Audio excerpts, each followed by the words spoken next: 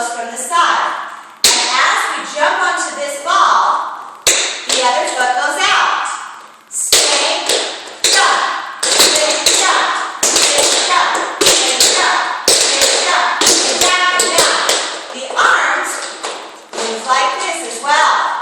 Okay, so if we do it up to speed, we have spin, spin, jump, spin, jump, spin, jump, spin, jump, spin, jump, spin, jump, spin, jump. Now, ideally, you'll go fast enough that you don't ever touch your heels. Okay, so if I do this up to speed, it would be and 1,